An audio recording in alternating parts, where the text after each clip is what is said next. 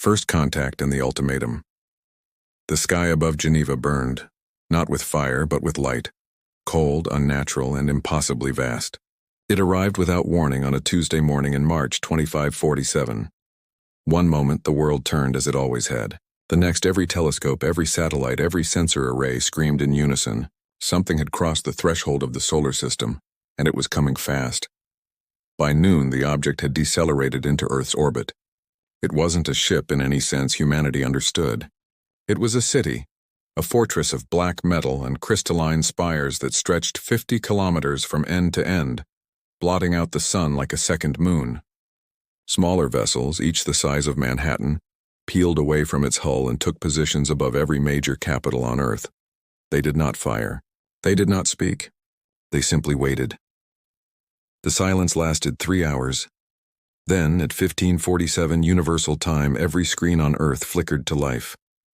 Phones, billboards, military terminals, even the ancient television sets gathering dust in attics, all showed the same image. A figure stood at the center of the transmission, humanoid but not human. Its skin was pale blue, almost translucent, and its eyes glowed faintly with an inner light. It wore armor that seemed to shift and breathe, as if alive. When it spoke, its voice was smooth, measured, and utterly devoid of warmth. "Humans of Earth," it began. "I am High Legate Varthun of the Solarian Dominion. For 12,000 years, the Dominion has maintained order across 400 star systems and governed 600 species. We have watched your kind for centuries. Your wars, your cruelty, your reckless expansion into the void. You are a violent mistake of evolution, a species that destroys faster than it builds." The words hung in the air like a blade. In living rooms, offices, and military bunkers, billions of people watched in stunned silence. Some wept, others cursed, most simply stared, unable to process the enormity of what they were hearing. "We do not make this offer lightly," Varthun continued. "Surrender your weapons. Dismantle your fleets. Submit to Dominion oversight, and you will be allowed to exist as a protectorate species. Refuse and you will be removed. You have 72 hours to decide." The transmission ended. The ships remained. In the United Nations Emergency Council chamber deep beneath the streets of New Geneva, President Darius Holt sat at the head of a table surrounded by the most powerful leaders on Earth. His hands were steady, but his mind was a storm. 72 hours, 3 days to decide the fate of humanity. "They're bluffing," said Marshal Jiang Wei, commander of the Terran Defense Fleet. "They want us afraid. If they meant to destroy us, they would have done it already. Or they're waiting to see if we'll roll over," countered Admiral Rhea Solis, her voice sharp as broken glass. She was younger than most in the room, barely 40, but her reputation preceded her. Rhea had earned her rank in the outer colonies, fighting pirates and separatists in the dark between stars. She didn't believe in bluffs. "We need to assume they mean every word." Dr. Malik Rios, the union's chief strategist, adjusted his glasses and leaned forward. "We've analyzed their fleet composition. Best estimates put their firepower at 20 times our combined naval strength. If we engage them head-on, we lose quickly." "Then we don't fight head-on," Rhea said. Her eyes burned with something dangerous, not fear but fury. "We've been preparing for this. Operation Emberfall. It was designed for exactly this scenario." Holt raised a hand, silencing the murmurs around the table. Emberfall was a contingency plan, a hypothetical. Activating it means war. "Are we ready for that?" The room fell quiet. Outside, the world held its breath. Children clung to their parents. Soldiers loaded weapons they prayed they'd never fire. And above it all, the Solarian fleet waited like vultures. Rhea stood, her uniform crisp, her posture rigid. "Mr. President, with respect, we've been at war since the moment they entered our system. The only question is whether we fight on our feet or die on our knees." Holt looked around the table. He saw fear, yes, but also resolve. Humanity had clawed its way out of caves, survived plagues and wars and the cold vacuum of space. They had built cities among the stars, and now some ancient empire thought they could snuff out that fire with a single demand. "Prepare a response," Holt said quietly. "Broadcast it on all frequencies. Let them hear what Earth has to say." 24 hours later, Varthun received his answer. It was not a speech. It was not a plea. It was 6 words transmitted from every human colony across 12 star systems. "We will not kneel. Come and take it."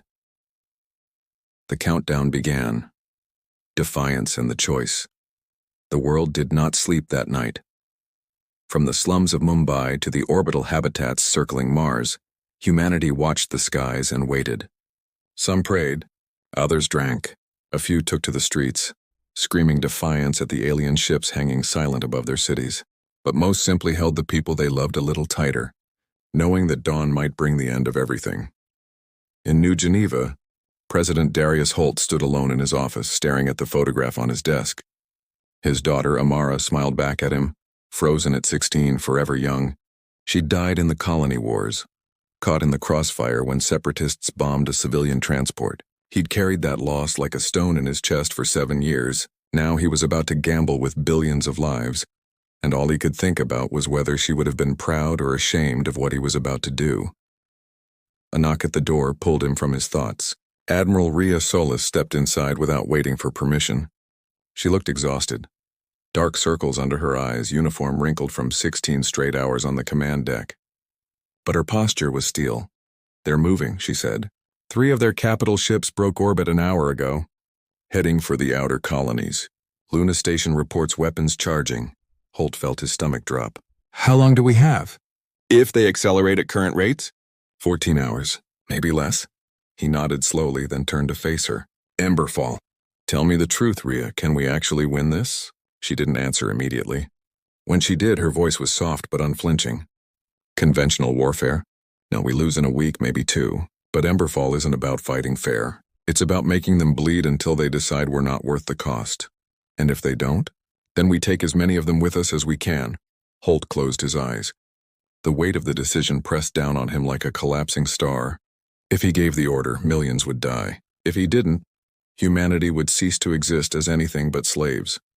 "Activate it," he said finally. "All of it. Every ship, every base, every asset we've kept hidden." "Bring Emberfall online," Rhea saluted sharply. "Yes, sir." She turned to leave, but Holt's voice stopped her. "Rhea, do you think we're doing the right thing?" She looked back, and for a moment the mask slipped. He saw the fear beneath the fire. "I think we're doing the human thing, sir. And sometimes that's all we've got." Across the solar system, the call went out. Hidden bases buried deep in asteroid fields powered up for the first time in decades. Stealth frigates, their hulls coated in radiation-absorbing polymers, drifted silently away from civilian shipyards where they'd been disguised as cargo haulers. On Titan, beneath 100 meters of frozen methane, weapon foundries roared to life. And in the Kuiper Belt, where no sane captain ever ventured, a massive railgun platform, built in secret over 20 years, began charging its capacitors. Operation Emberfall had been humanity's insurance policy, conceived in the aftermath of the colony wars when paranoid admirals asked a terrifying question: what if something worse comes? They'd hidden ships, stockpiled weapons, and trained entire battalions in the art of guerrilla warfare among the stars. The politicians called it wasteful. The public never knew it existed. Now it was humanity's only hope. Dr. Malik Rios worked through the night in the Strategic Command Bunker, coordinating the awakening. His screens filled with data, fleet positions, supply lines, casualty projections. The numbers were brutal. Even with Emberfall, they were outnumbered 10 to 1. But Malik had spent his entire career studying asymmetric warfare. And he knew one truth above all others: the stronger side always underestimates the weaker. "They'll expect us to defend Earth," he muttered to himself, fingers flying across holographic keyboards. "So we won't. We'll hit their supply lines, bleed them in the dark, make them chase ghosts." His assistant, a young lieutenant named Kara Chen, looked up from her station. "Sir, even if we disrupt their logistics, they can still glass our cities. One bombardment and then we make sure they can't afford to." Malik interrupted. "The Dominion rules 600 species. They're an empire, Kara. And empires are fragile. If we make this costly enough, if we show their vassals that the Dominion can bleed, we might just survive long enough for the whole rotten structure to collapse." It was a desperate gamble, but desperation was all they had left. 48 hours after Holt's defiant transmission, the Solarian response came. High Legate Varthun appeared once more on every screen, his expression unreadable. "You have chosen extinction," he said simply. "So be it." The first strike hit Luna Station at 0417 Universal Time. A single lance of coherent energy tore through its shields like tissue paper, vaporizing 3 habitation rings and killing 8,000 people in an instant. The station's reactors went critical seconds later, turning humanity's oldest off-world colony into a brief, terrible sun. On Earth, the message was clear. This is what defiance costs. But humanity did not break. In cities around the world, people poured into the streets, not to flee but to fight. Volunteers flooded recruitment centers. Engineers worked around the clock to retrofit civilian ships with weapon mounts. And in orbit, the Terran Defense Fleet formed a defensive line that everyone knew was suicide. Admiral Rhea Solis stood on the bridge of the TUS Valiant, humanity's flagship, and watched the Solarian Armada approach, 200 capital ships, each one a mountain of metal and death. Her fleet numbered 43. "All ships, this is Solis," she said over the fleet-wide channel. Her voice was calm, almost gentle. "They think we're prey. They think one show of force will make us scatter. Let's teach them what it means to hunt humans." The Solarian fleet closed to weapons range, and Earth's fire answered back. Operation Emberfall awakens the first shots of the war were not fired by warships. They came from the dark, silent, invisible, and impossibly fast. 3 Solarian destroyers, part of the vanguard advancing on Mars, simply vanished. No explosions, no distress signals. One moment they existed. The next, their sensor signatures blinked out like candles in a hurricane. High Legate Varthun watched the tactical display from his command throne aboard the Eternal Majesty, his expression hardening. "Report." "Unknown, Legate," his sensor officer replied, mandibles clicking nervously. "No energy discharges detected. No debris. They just stopped transmitting." Varthun leaned forward. In 12,000 years, the Dominion had crushed 1,000 rebellions. Primitive species always followed the same pattern. Desperate defense, heroic last stands, inevitable collapse. Humans should have been no different, but something was wrong. "Dispatch reconnaissance drones," he ordered, "and increase fleet spacing. I want..." Another ship disappeared. Then 2 more. The tactical display began to look like a chessboard with pieces plucked away by an invisible hand. "Legate, we're detecting something in the debris field near Deimos. Mass readings are inconsistent." It's as if the transmission cut off. Varthun's eyes widened as an entire cruiser, 600 meters of Dominion steel, broke apart along its keel, split open by a weapon no one had seen coming. "What in the void was that?" he whispered. 3 light minutes away, aboard the stealth frigate Silent Fang, Captain Yuki Tanaka allowed herself a cold smile. "Reload torpedo tubes," she said quietly. "Target their sensor platforms next. Keep them blind." The Silent Fang was one of Emberfall's crown jewels, a ship that didn't exist on any official registry, built in the shadows and crewed by volunteers who'd signed away their identities.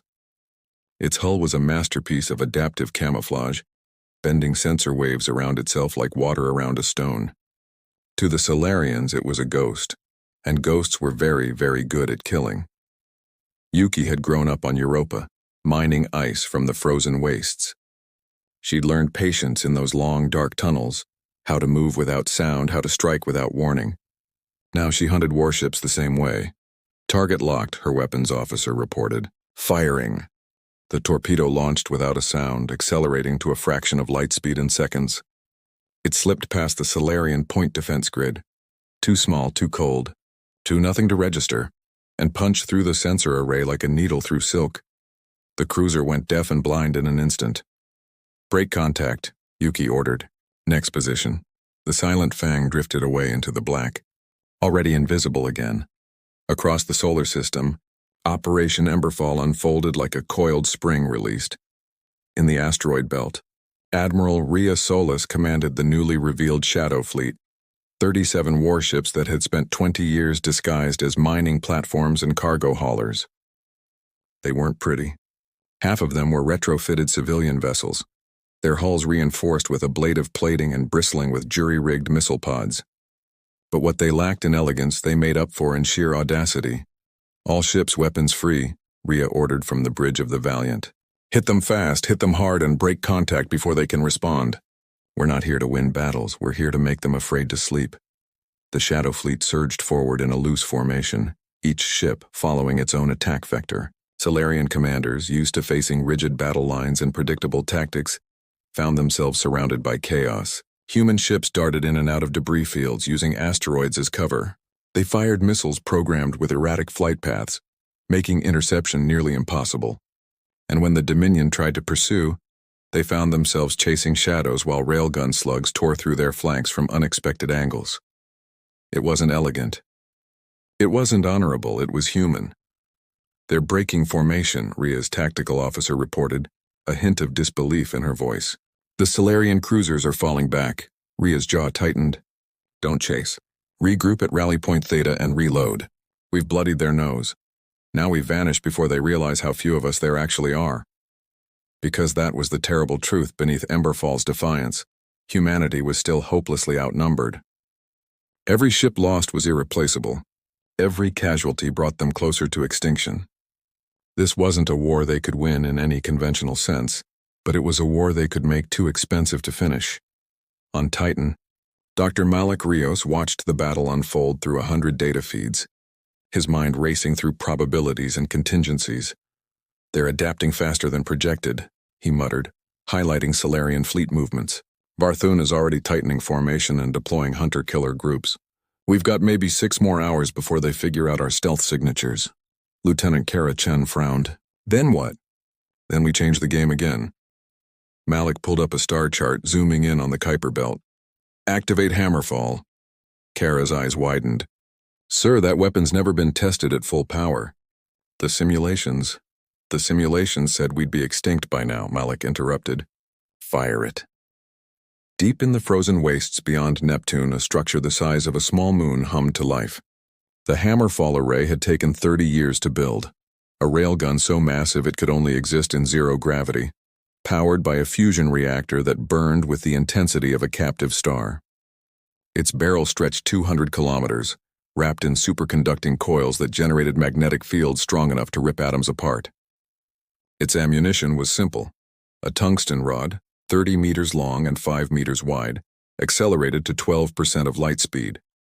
When Hammerfall fired, reality itself seemed to shudder. The projectile crossed the solar system in minutes, silent and invisible, carrying kinetic energy equivalent to a small nuclear arsenal. It struck a Solarian battlecruiser amidships, and for a fraction of a second, physics went insane. The impact vaporized metal, superheated atmosphere, and released a flash of radiation bright enough to be seen from Earth. The battlecruiser didn't explode. It simply ceased to exist, atomized so completely that not even debris remained. Across the Solarian fleet, alarms screamed. Officers stared at their displays in horror, trying to comprehend what they'd just witnessed. High Legate Varthun rose slowly from his throne, his composure finally cracking. "What?" he said slowly, his voice trembling with rage. "Are these primitives?" On Earth, President Darius Holt watched the footage of Hammerfall's strike and felt something he hadn't felt in days. Hope. "How many more shots do we have?" he asked. Malik's face appeared on the screen, exhausted but grim. 3, maybe 4 before the array overheats and tears itself apart. But it's bought us time. Then let's use it. Holt turned to Admiral Solis. "Ria, you've proven we can hurt them. Now show them we won't stop." Ria's smile was sharp as a blade. "With pleasure, Mr. President." Operation Emberfall had awakened, and humanity's fire, small and defiant against the cold dark of space, burned brighter than anyone had dared imagine. The Solarian Dominion had ruled the galaxy for 12 millennia, but they had never faced Earth,